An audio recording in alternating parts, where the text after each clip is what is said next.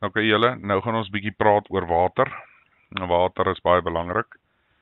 Die grypsakkel was 'n lekker lang een, hierdie een behoort aansienlik korter te wees. Soos ons al vroeër bespreek het, jy kan oorleef plus minus 3 dae sonder water.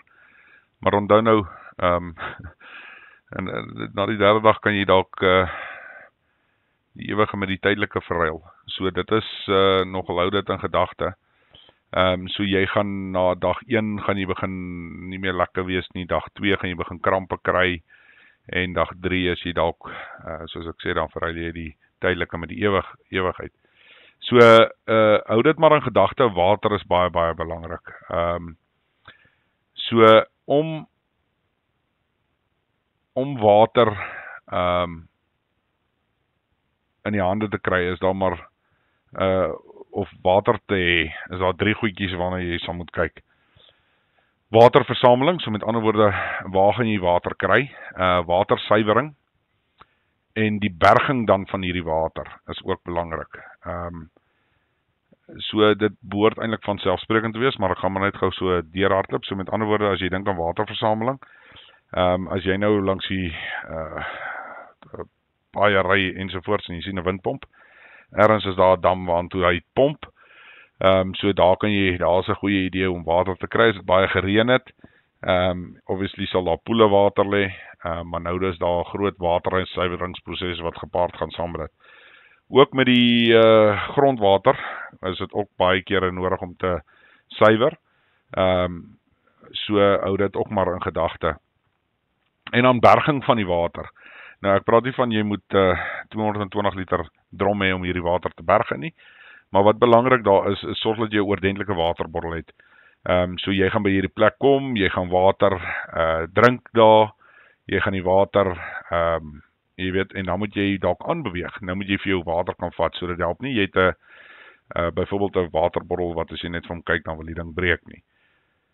Okay, so ons gaan nou gou so deur elkeen hardloop, elkeen van die aspekte nou nog bietjie addisionele inligting, so waterversameling, doen navorsing oor metodes om water te vind, sigbaar en ander. Ek het nou 'n paar voorbeelde vir julle genoem. So hou dit in gedagte, kyk maar daarna. Julle behoort nie jy weet te veel te sukkel nie, maar een ding om baie sterk in gedagte te hou. Onthou ons riviere en damme is baie besoedel. So jy gaan nie net water daar uit kan vat nie, jy gaan doodgaan.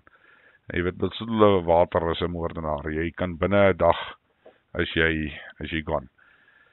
So jy kan nie sonder die water nie, maar in dieselfde asem as jy regtig 'n vieslike gogga optel, dan kan jy baie sleg daarvan afkom. Watersuiwering het jy okay, kom ons sê so, watersuiwering, hier is 3 basiese items waarna jy kan kyk vir jou wegholsak nou spesifiek. So jy het draagbare watersuiweringsstelsel, so iets soos 'n Sawyer Mini of 'n Life strooitjie. Dit is nogal belangrik, want op die einde van die dag, jy weet, jy kan daai water dan nou net so uit wat ook al uitdrink, maar weer 'n keer, ek sal byvoorbeeld nie uit ons riviere ewen met 'n life straw drink nie. Ek dink jy gaan nog steeds seker word. Dis net hoe besoedel ek dink dit is. Dan watersuiweringstablette en dan ook die Aqua Salvo waterontsmetting druppels. Dis wat ek het. Is daai druppeltjies wat jy ingooi. Nou wat ons maar doen is al het jy die water en al het jy hom gedrink ensovoorts, dan wat jy doen is jy of gekook het. So jy het hom nou gefilter, jy het hom gekook. Hy's nou reg, gooi maar nog steeds jou ou druppeltjies in. Al wanneer jy regtig nie, as jy nou nie 'n ander keuse het nie, dan moet jy maar nou net daai druppeltjies ingooi. So hy behoort dan om die meeste bakterieë dood te maak, maar jy gaan nog steeds dalk kan met 'n ander probleem sit, in terme van dit. Skoonmaakmateriaal vir die skoonmaak van jou waterbottel. Dit is belangrik, maar weer 'n keer jou Aqua Salvo waterontsmettingsdruppels en selfs jou tablette, watersuiweringstablette is dubbeldoelig. Hulle maak gewoonlik die waterbottels anyway skoon. So dis nou nie nodig om met 'n bottel Sunlight saam te gaan nie. Wees proaktief, voeg 'n bietjie van die Aqua Salvo by die water selfs nadat dit gefilter is. Dis soos wat ek nou nog gesê het. maar ek sal voorstel dat jy dit kook ook. So jy moet jou water so kan opberg dat jy nie in 'n scenario sit waar jy so desperaat is vir water dat jy opeindig om die water direk uit die wat ook al die plek is te drink nie, want dis waar jy 'n moeilikheid kan kry.